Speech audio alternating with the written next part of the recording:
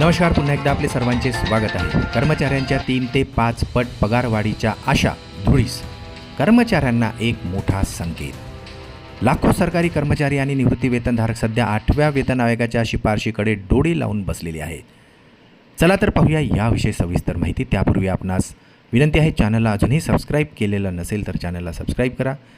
नवनवीन अपडेट मिळविण्यासाठी समोरील बेल आयकॉनला प्रेस करायला विसरू नका. अत्यंत कामाची बातमी सहकारी मित्रांना शेअर करायला विसरू नका. कर्मचारी संघटना 3 ते 5 किंवा त्याहून अधिक फिटमेंट फॅक्टरची मागणी करत असले तरी तज्ज्ञांच्या मते एवढी मोठी वाढ होण्याची शक्यता कमी आहे. शासकीय खर्च लक्षात घेऊन तुलनेने संतुलित फिटमेंट फॅक्टरची शिफारस होऊ शकते असा अंदाज व्यक्त केला जात आहे. सूत्रानुसार आणि पेन्शन तज्ज्ञांच्या मते फिटमेंट फॅक्टर सुमारे 2.64 असण्याची शक्यता आहे. 7व्या वेतन आयोगाने कर्मचाऱ्यांना 2.57चा फिटमेंट फॅक्टर दिला होता, ज्यामुळे मूळ वेतनात लक्षणीय सुधारणा झाली होती. जरी कर्मचारी संघटना सातत्याने 3 ते 5 पट किंवा त्याहून अधिक फिटमेंट फॅक्टरची मागणी करत असली तरी सरकारी तिजोरीवरील अतिरिक्त भार लक्षात घेता एवढी मोठी वाढ व्यावहारिक वाटत नाही, असे आता तज्ज्ञांचे म्हणणे आहे.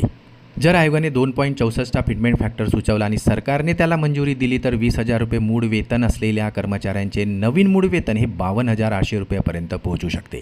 याशिवाय महागाई भत्ता, घरभाडे भत्ता आणि इतर भत्त्यांच्या नवीन गणनेनंतर एकूणच पगारात आणखी वाढ होऊ शकते. तज्ज्ञांच्या अंदाजानुसार कर्मचाऱ्यांचे एकूण उत्पन्न 15 ते 25% प्रभावीपणे वाढण्याची शक्यता आहे.